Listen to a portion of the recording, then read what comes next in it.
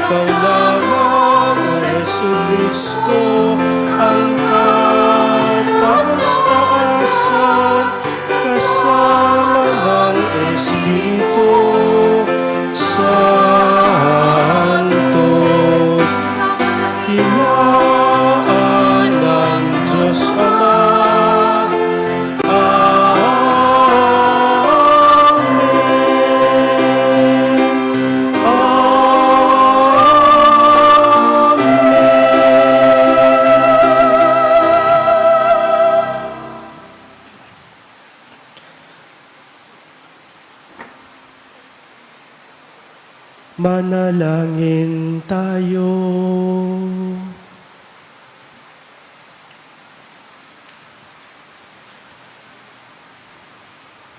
Ama naming makapangyarihan, lakas loob ka naming tinatawagan sa ngalan mo, Ama naming banal. Sa kalooban namin ay palahanin mong lubos ang iyong espiritong sa amin kumukupkop, upang sa lupaing ipinangako kami makapasok. Sa pamagitan ni Hesu Kristo, kasama ng Espiritu Santo, magpasa walang hanggan.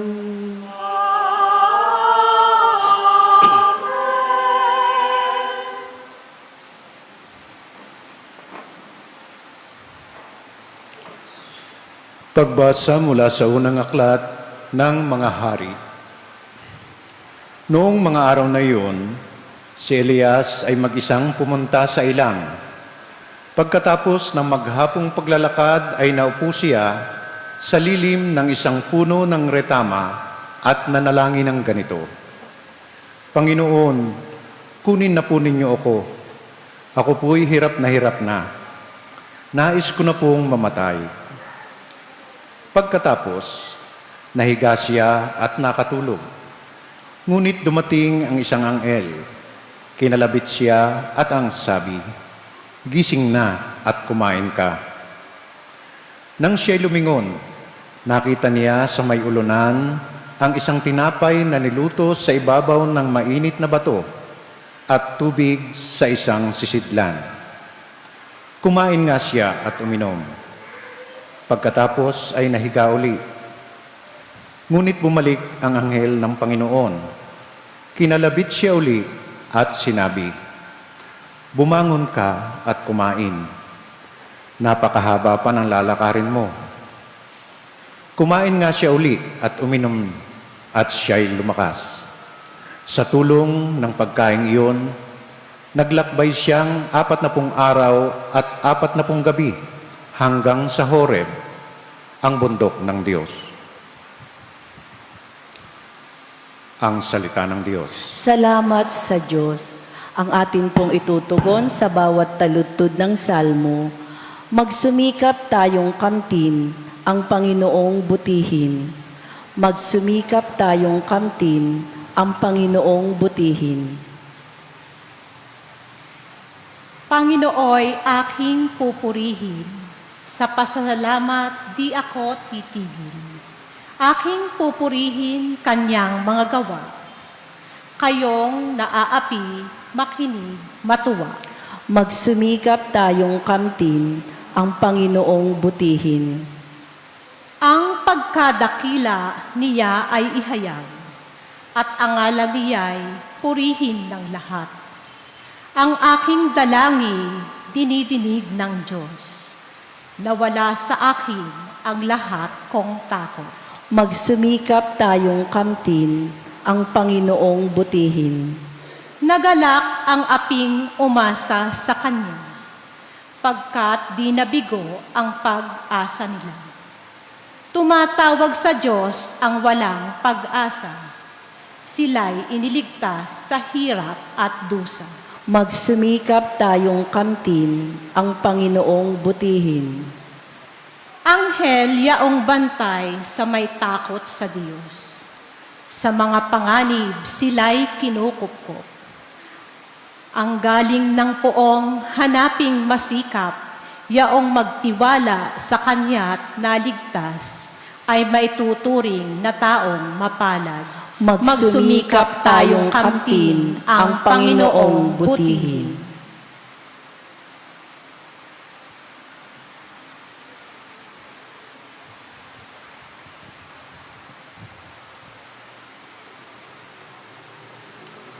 Pagbasa mula sa sulat ni Apostol San Pablo sa mga taga-Efeso. Mga kapatid, huwag ninyong dulutan ng pighati ang Espiritu Santo, sapagkat ito ang tatak ng Diyos sa inyo, ang katibayan ng inyong katubusan pagdating ng takdang araw. Alisin na ninyo ang lahat ng sama ng loob, galit at puot. Huwag na kayong mambubulyaw, manlalait at mananakit ng damdamin ng kapwa. Sa halip,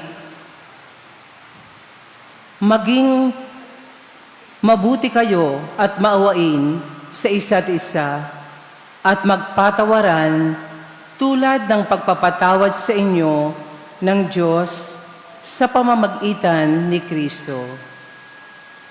Yamang kayo'y mga anak na minamahal ng Diyos, tularan ninyo siya.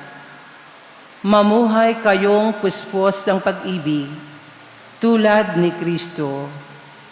Dahil sa pag-ibig sa atin, inihandog niya ang kanyang buhay bilang mahalimuyak na hain sa Diyos. Ang salita ng Diyos. Salamat sa Diyos.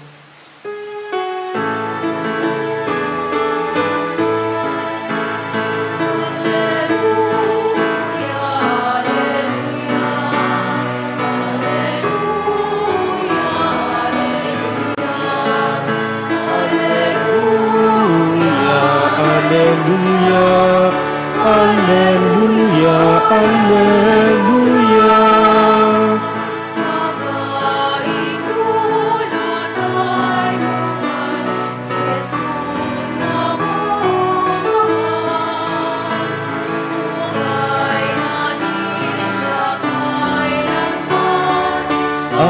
Alleluia, Alleluia, Alleluia, Alleluia, Alleluia,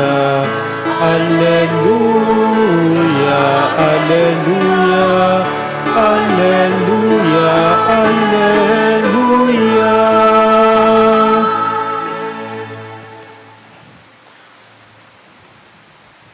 Sumainyo ang Panginoon At sumaiyo rin.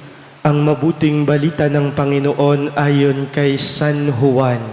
Papuri sa iyo, Panginoon. Noong panahong iyon, nagbulong-bulungan ang mga Hudyo dahil sa sinabi ni Jesus, "Ako ang pagkaing bumaba mula sa langit."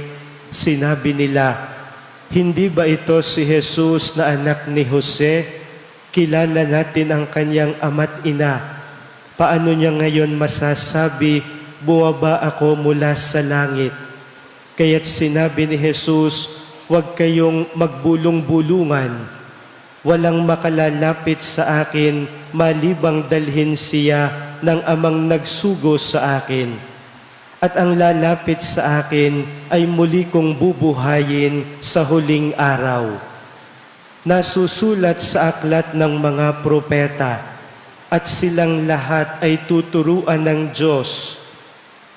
Ang bawat nakikinig sa Ama at natututo ay lalapit sa akin.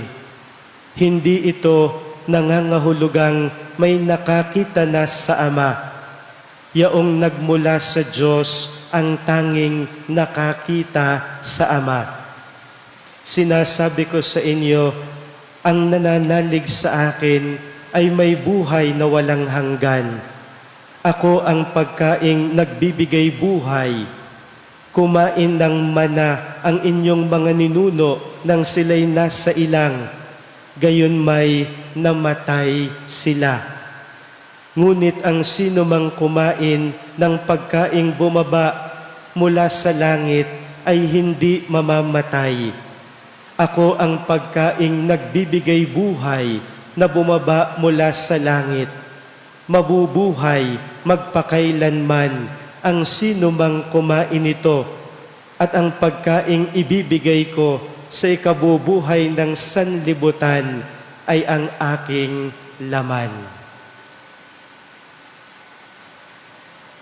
ang mabuting balita ng Panginoon. Pinupuri ka namin, Panginoong Hesukristo.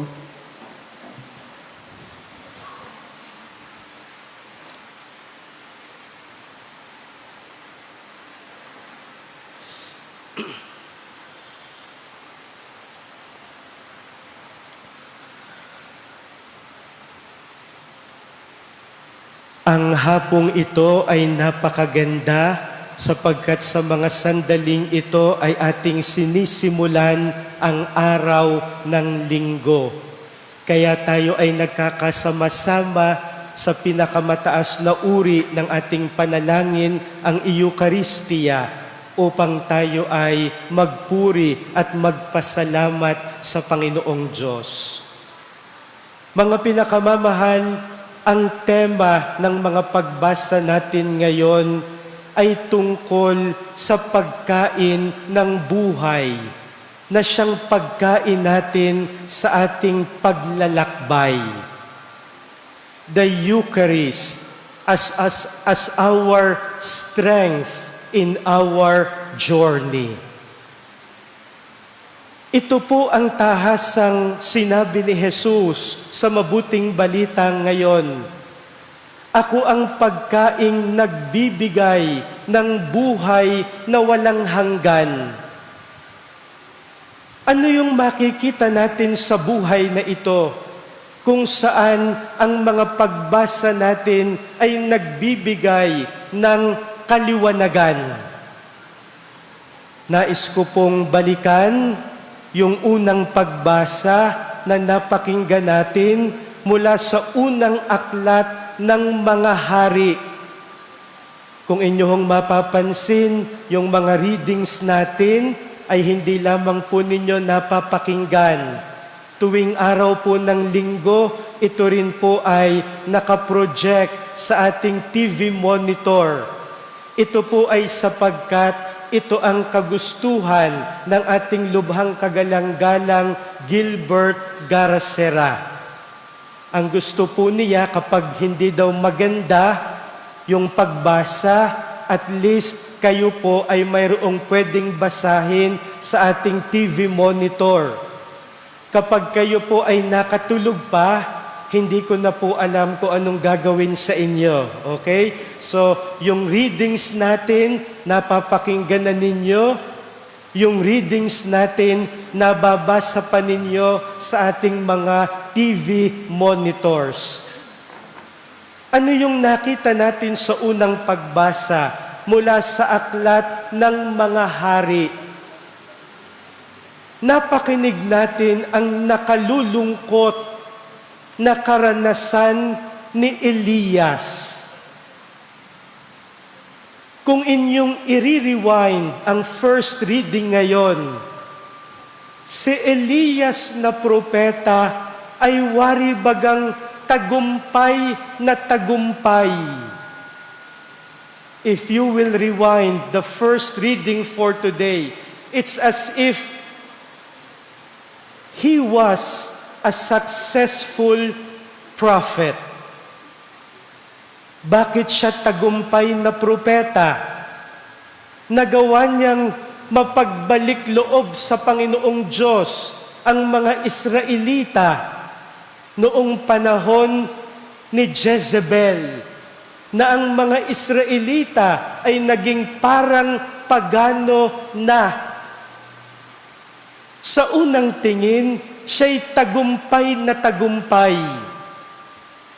Pero anong nangyari sa first reading natin ngayon? Nagkang mamatay ang mga propeta ni Jezebel. At si Jezebel ay galit na galit at gusto niyang ipapatay mismo si Elias. Kaya anong ginawa ni Elias? Siya'y tumakas.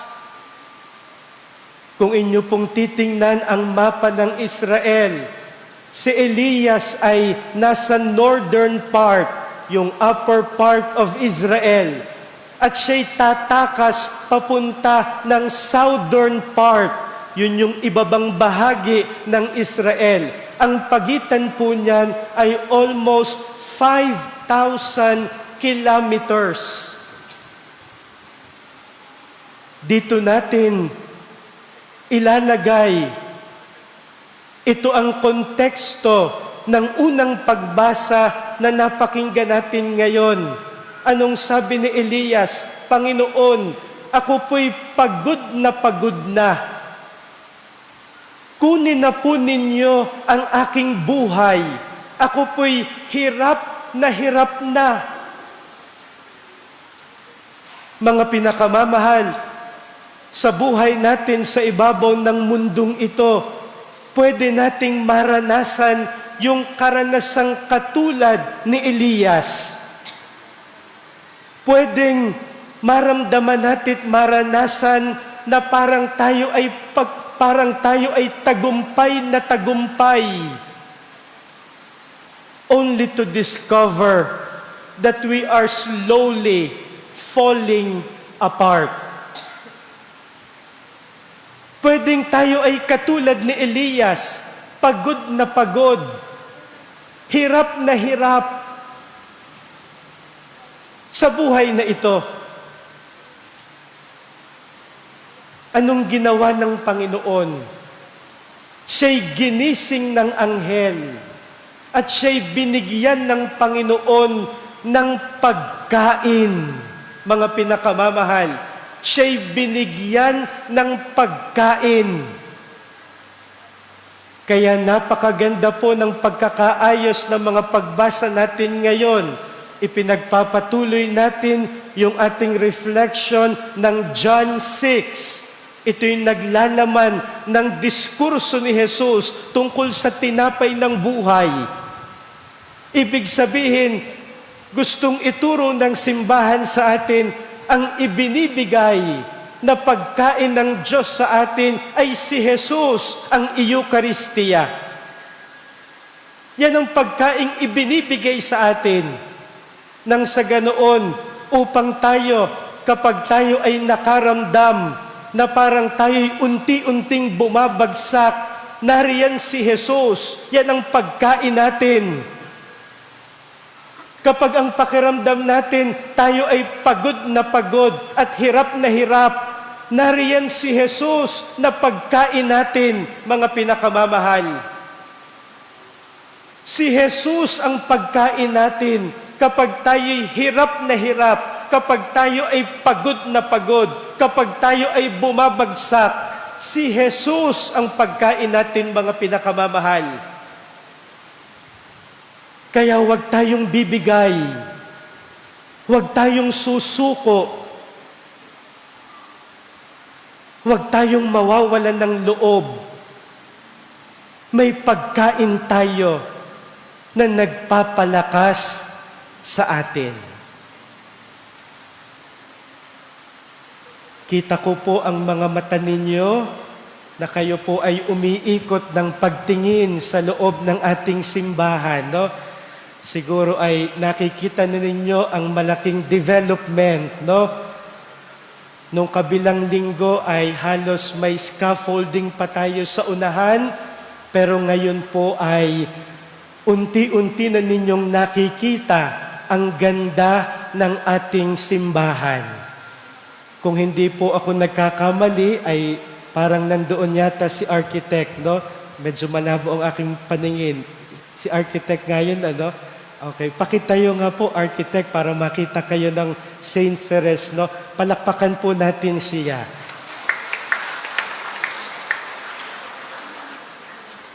Si architect po ay napakalaki po ng tulong sa ating parokya at siya po ang nag-design ng ating altar. Kung makikita po ninyo yung bilog sa may itaas, yun po ay itsurang ostya. Bilang paalaala sa atin, kapag tayo ay papasok ng simbahang ito, wala tayong ibang inaasam na kainin kundi si Jesus. At makikita natin yung napakagandang crucifix natin, no? Which by the way, no, yan pa rin po yung katawan ni Kristo na original nung ipatayo ito ni Father Jun Kiambao. Kaya hindi po nawawala yung connection natin sa nakaraan. Yun po ay iginagalang namin sapagkat ramdam na ramdam ko po na mayroon kayong malalim na koneksyon, lalo't higit sa lahat ng ipinagawa ni Father June Kiambao. Kaya lahat po ng pwede nating isave ay isinave po natin. That is still the same body of our original crucifix. Yun nga lamang po, yung pinaka-cross niya ay pinalta na po ni Architect MJ sapagkat siya po ay inanay na, nagkaroon na po ng unos, no? At makikita natin yung katawan ni Kristo ay parang kalis. Kaya kapag tayo ay tumingin, inaalala natin yung mensahe mismo ng mga pagbasa natin ngayon. Pag tayo'y nagugutom sa buhay na ito, nandyan ang pagkain na si Jesus. Kapag tayo ay nauuhaw sa maraming bagay, uhaw sa pag-ibig, uhaw sa pagtanggap, uhaw sa pag-unawa, sino magpupuno niyan? Huwag mong hahanapin sa mundong ito. Hanapin mo kay Jesus. Hanapin mo kay Jesus. At sino ang Eucharistiyang yan? Yang nakabayubay sa krus. Si Kristo mismo. The Eucharist is Jesus Himself. The Eucharist is Jesus Himself.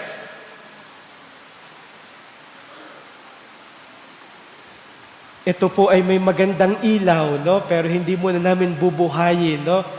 Bubuhayin po namin sa August 15, no? Yun po ay pastoral visit ni Archbishop, no? Kaya kung gusto po niyong makita ang ilaw na ito, ay bumalik po kayo dito ng Thursday. 1:30 po ang ating pastoral visit. Darating po dito ang Arsobispo para po bisitahin tayo. At kasama po ang kanyang buong pastoral team. Ngayong ating tatanggapin si Jesus, nais ko pong iwan sa inyo yung ikalawang pagbasa na napakinggan natin ngayong linggong ito. Ang sabi ng ikalawang pagbasa ngayon, mula sa sulat ni Apostol San Pablo sa mga taga-Efeso. Ang sabi dito, kung tunay tayong nabubuhay kay Kristo, sapagkat kinain na natin siya, ang sabi ni San Pablo, alisin na ninyo ang lahat ng sama ng loob, galit at puot. Kung tayo po ay nanghihina pa rin sa kabila ng katotohanang napakain na tayo ni Kristo, ang problema po hindi sa kinain natin. Ang problema nasa atin na tumanggap kay Kristo. Baka tayo ay nabubuhay pa rin sa sama ng loob, sa galit at sa puot. Alisin na ninyo ang lahat ng sama ng loob, galit at puot. Huwag na kayong mambubulyaw, manlalait at mananakit ng damdamin ng kapwa. Pakinggan po ninyo ang bunga ng pagkain natin kay Jesus at kapag nanatili sa atin ang diwa ni Jesus. Sa halip, maging mabait kayo at maunawain sa isa't isa. Kapag sumasa atin si Jesus, tayo ay nagiging mabait, nagiging maunawain, at magpatawaran tulad ng pagpapatawad sa inyo ng Diyos sa pamamagitan ni Kristo. Mga pinakamamahal, inaanyayahan ko po ulit kayo na manatili sa katahimikan sa loob ng sandaling panahon. Nawa sa pagtanggap natin sa Kanya sa Eucharistia, manatili ang kaniyang diwa at matuto tayong mabuhay sa pag-asa at sa pag-ibig.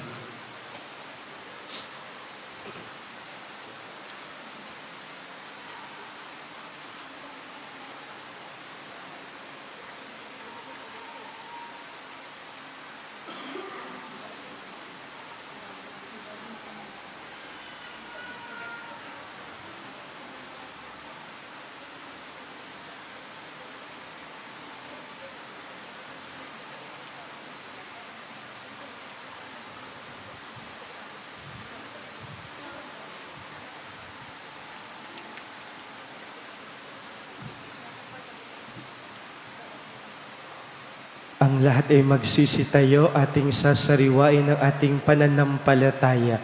Sabay-sabay tayo, sumasampalataya ako sa Diyos amang makapangyarihan sa lahat, na may gawa ng langit at lupa. Sumasampalataya ako kay Jesucristo, iisang anak ng Diyos, Panginoon nating lahat. Nagkatawang tao siya dala ng Espiritu Santo, ipinanganak ni Santa Mariang Birhen, pinagpakasakit ni Poncio Pilato, ipinako sa krus, namatay, inilibing, nanaog sa kinaroroonan ng mga yumaw, nang may 3 araw na buhay na maguli, umakyat sa langit, naluluklok sa kanan ng Diyos amang makapangyarihan sa lahat. Doon magmumulang paririto at hukom sa nangabubuhay at nangamatay na tao. Sumasampalataya naman ako sa Diyos Espiritu Santo, sa banal na simbahang katolika, sa kasamahan ng mga banal, sa kapatawaran ng mga kasalanan, sa pagkabuhay na maguli ng nangamatay na tao, at sa buhay na walang hanggan. Amen. Panalangin ng bayan, mga kapatid, lumapit tayo sa Diyos na ating Ama na nagkaloob sa atin ng buhay at ng pananampalatayang nagpapalakas sa buo nating katauhan. Buong pananampalataya na hingi natin ang kanyang mga biyaya at pagpapala. Ang ating itutugon, Panginoon, dinggin mo kami. Inyong ulitin. Panginoon, dinggin mo kami. Upang kauhawan ng mga mananampalataya ang pagtanggap sa Panginoong Hesus, ang daan sa buhay na walang hanggan, at ito nawa ang maging buhay na tanda na ang simbahang katolika ay nakatuon sa aral ni Kristo. Manalangin tayo. Panginoon, dinggin mo kami. Upang ipagkaloob ng Diyos na papaghariin ang kanyang kapangyarihan sa sanlibutan, at mapawi nawa sa buhay ng sangkatauhan ang anumang hidwaan at kasakiman na humahadlang sa pag-iral ng katarungan at kapayapaan. Manalangin tayo. Panginoon, dinggin mo kami. Upang mabiyayaan ng malalim na pananampalataya sa Diyos, ang mga kapatid nating dumaranas ng iba't ibang anyo ng pagdurusa, at matamo nawa nila ang mga minimithing biyaya na magpapagaan sa kanila ng mga dalahin at tiisin. Manalangin tayo. Panginoon, dinggin mo kami. Upang gawin nating sentro sa ating mga tahanan ang pananampalataya natin sa Panginoong Hesus, at pagsikapan nawa nating maging karapat-dapat na tanggapin siya sa mga sakramentong nagbibigay ng kaligtasan. Manalangin tayo. Panginoon, dinggin mo kami. Upang ang pagdiriwang na 15 taon ng ating pagiging parokya ay magdala sa atin ng ibayo pang inspirasyon sa pananalangin sa Diyos, pagmamahal at paglilingkod sa kapwa. Manalangin tayo. Panginoon, dinggin mo kami. Nawa, ang ating paghahanda sa darating na Pastoral Visit 2024 ay magdulot ng lalong matibay na pagsasama-sama ng buong parokya para sa isang simbahang naglalakbay. Manalangin tayo. Panginoon, dinggin mo kami. Isama natin sa ating panalangin ang mga personal nating kahilingan, kasama na mga panalangin natin para sa ating mga pamilya, mga mahal sa buhay, at mga taong pinangakuan natin ng panalangin. Amang butihin, maging mabunga nawa ang panalangin ito na inihain ng iyong sambayanan. Kalugdan mo nawa kaming pahatdan ng mga kinakailangan naming biyaya na maghahatid sa amin sa iyo sa pamamagitan ng Panginoong Hesukristo na bubuhay at nagaharing kasama mo at ng Espiritu Santo magpasawalang hanggan. Amen. Maaari na pong humanay sa gitna ang mga mag-aalay ng sobre.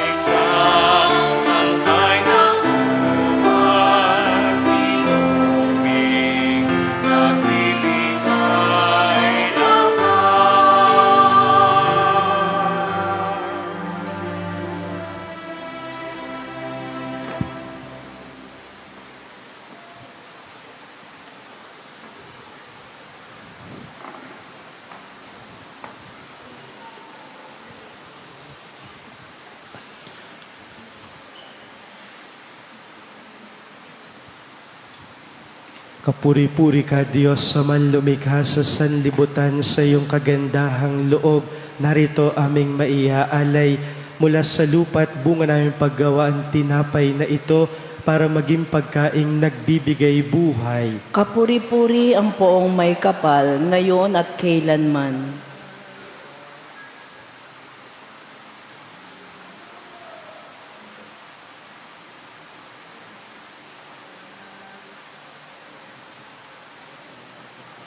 Sa aming pagkatao. Kapuri-puri ka, Diyos, sa manlumikha sa sanlibutan sa iyong kagandahang loob. Narito aming maiaalay mula sa katas ng ubas at bunga naming paggawa ang alak na ito para maging inuming nagbibigay ng iyong espiritu. Kapuri-puri ang poong may kapal, ngayon at kailanman.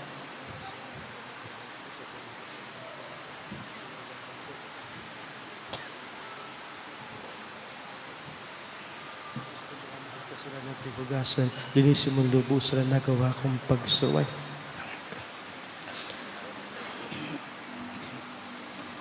Manalangin kayo mga kapatid upang ang paghahain natin ay kalugdan ng Diyos amang makapangyarihan. Tanggapin nawa ng Panginoon itong paghahain sa iyong mga kamay, sa kapurihan niya at karangalan, sa ating kapakinabangan at sa buong sambayanan niyang banal. Ama naming lumikha, kalugdan mo ang mga alay ng iyong sambayanan, ang ipinagmagandang loob mong ibigay sa amin upang maihain ay siya nawang gumanap ng iyong ginagawa upang kami tubusin. Sa pamamagitan ni Hesukristo kasama ng Espiritu Santo, magpasawalang hanggan. Amen. Sumainyo ang Panginoon. At sumaiyo rin. Itaas sa Diyos ang inyong puso at diwa. Itinaas na namin sa Panginoon. Pasalamatan natin ang Panginoong ating Diyos. Marapat na siya ay pasalamatan. Ama naming makapangyarihan, tunay ngang marapat na ikaw ay aming pasalamatan sa pamamagitan ni Hesu Kristo na aming Panginoon. Sa dakilang pagtubos niya sa amin, ang kasalanan at kamatayang aming pasanin ay binalikat niya upang kami palayain at maitampok sa iyong luningning. Siya ang nagtanghal sa amin bilang liping hinirang, pari at haring lingkod sa iyong kamahalan. Mula sa kadiliman kami iyong tinawag upang makasapit sa iyong liwanag. Bilang iyong angkang may tungkuling maglahad ng iyong dakilang pag-ibig sa lahat. Kaya kaisa ng mga anghel na nagsisiawit ng papuri sa iyo nang walang humpay sa kalangitan, kami nagbubunyi sa iyong kadakilaan.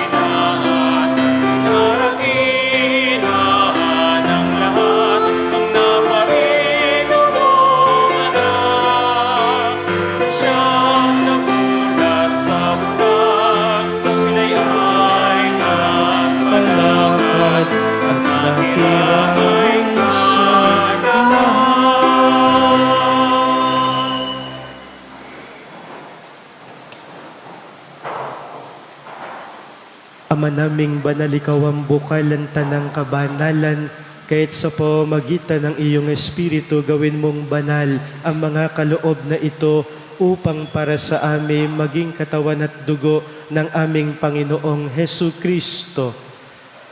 Bago niya pinagtiis ang kusang loob na maging handog, hinawakan niya ang tinapay, pinasalamatan kaniya, pinaghati-hati niya iyon, iniabot sa kanyang mga alagad at sinabi, "Tanggapin ninyong lahat ito at kanin.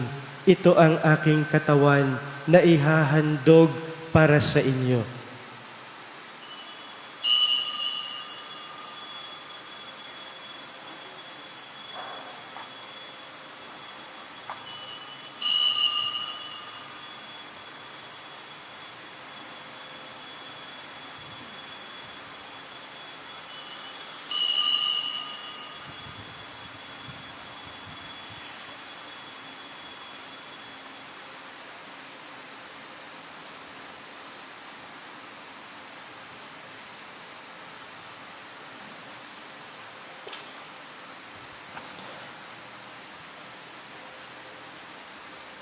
Nung matapos ang hapunan, hinawakan niya ang kalis.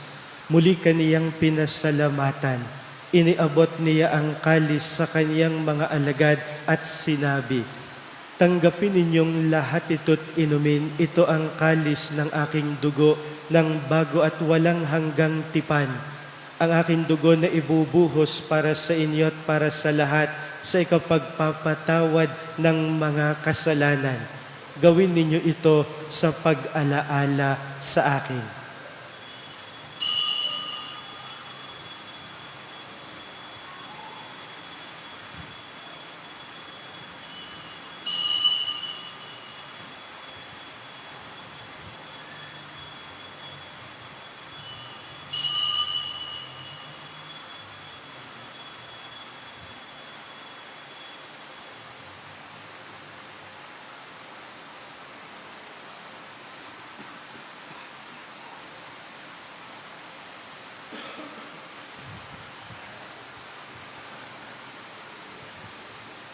Ipagbunyi natin ang misteryo ng pananampalataya.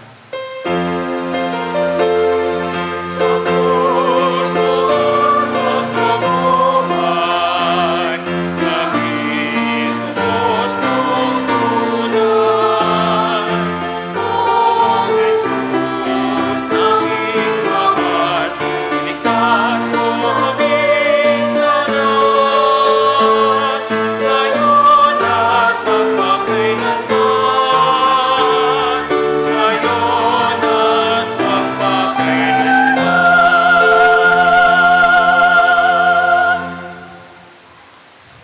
Ama, ginagawa namin ngayon ang pag-alala sa pagkamatay at muling pagkabuhay ng iyong anak.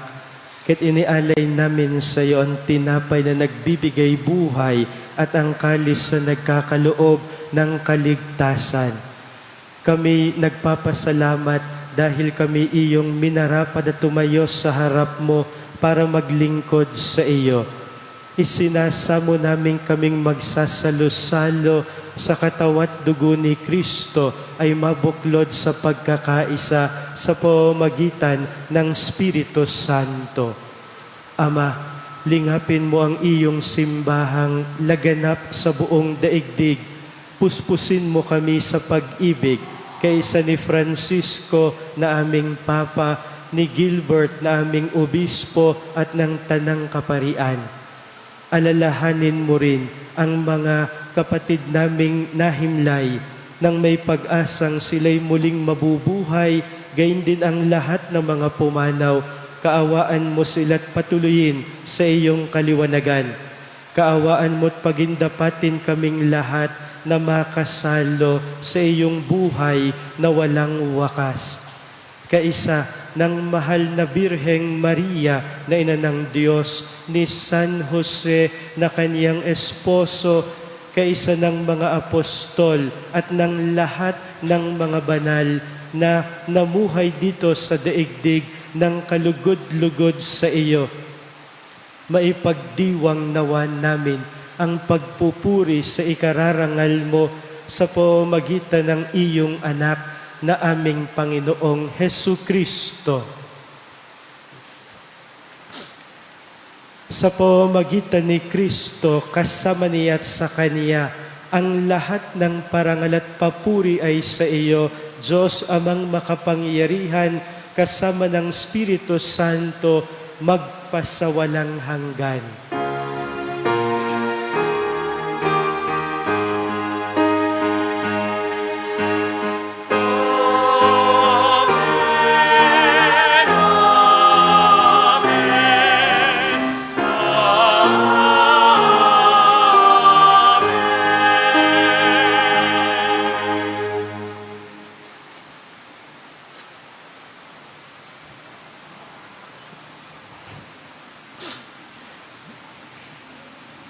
Sa tagubili ng mga nakagagaling na utos sa turo ni Jesus na Panginoon natin at Diyos, ipahayag natin ng lakas loob.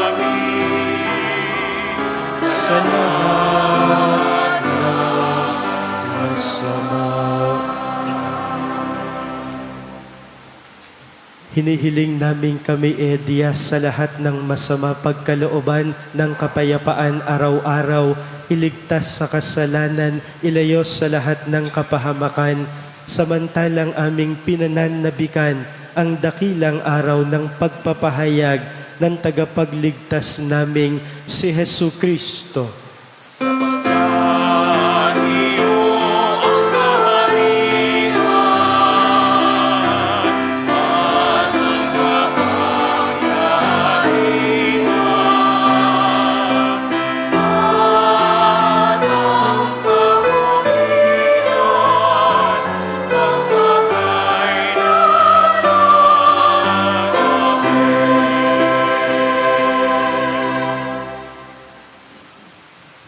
Panginoong Kristo, sinabi mo sa iyong mga apostol, kapayapaan ang iniiwan ko sa inyo, ang aking kapayapaan ang ibinibigay ko sa inyo.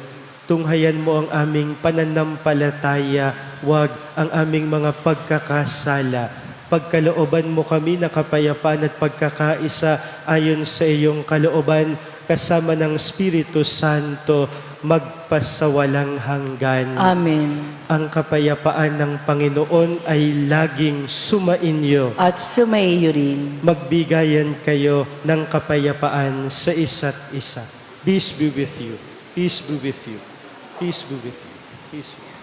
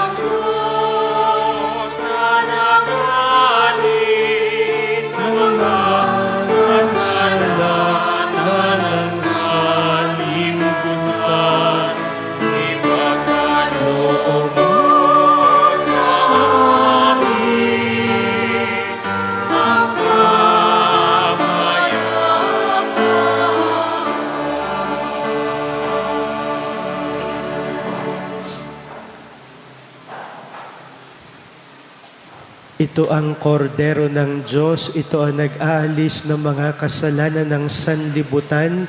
Mapapalad ang mga inaanyayahan sa kaniyang piging. Panginoon, hindi ako karapat-dapat na magpatuloy sa iyo, ngunit sa isang salita mo lamang ay gagaling na ako.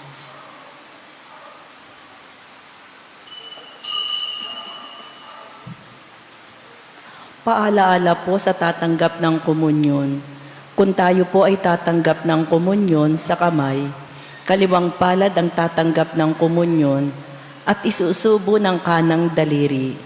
Isubo ito sa harap ng nagpapakomunyon. Pagkatapos tumanggap ng komunyon, hindi na po kailangang mag-sign of the cross, lumuhod o mag-genuflect. Ang second collection po ay nakalaan para sa mga may sakit at retiradong pari na nasa St. Joseph Signoret.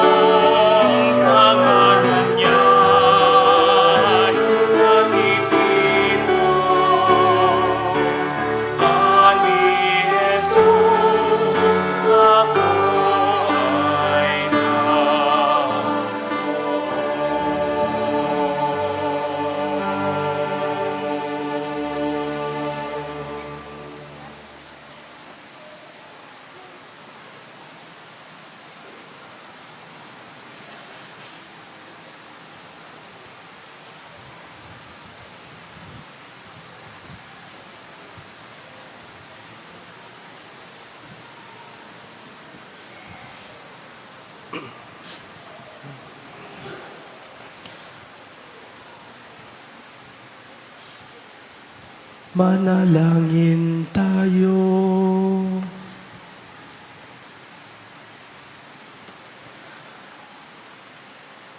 Ama naming mapagmahal, kaming pinapagsalo mo sa banal na pakikinabang, ay iyong tuwangan sa ginagawa namin sa araw-araw, upang kaming hindi mo pinagkakaitan ng pagsubaybay, ay gawin mong maging marapat sa lubos na kaligtasan. Sa pamamagitan ni Jesucristo, kasama ng Espiritu Santo, magpasa walang hanggan.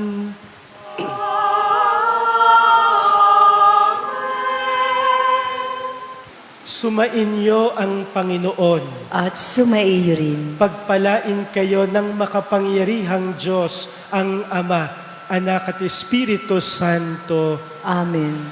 Humayo kayong taglay ang kapayapaan upang ang Panginoon ay mahalin at paglingkuran.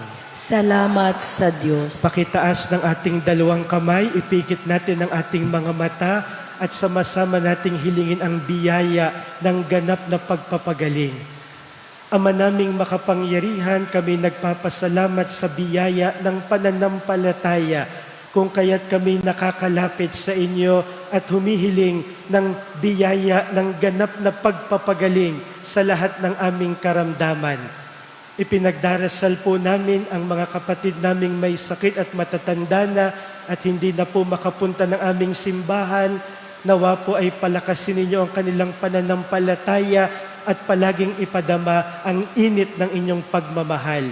Hinihiling namin ito una sa pamamagitan ng panalangin ni Santa Teresita ng Batang si Jesus na nangakong siya'y gagawa ng maraming himala kapag siya'y nasa piling na ninyo. Hinihiling namin ito sa pamamagitan ni Jesucristo kasama ng Espiritu Santo magpasawalang hanggan. Pwede na po kayong gumawa ng pila katulad ng sa komunyon.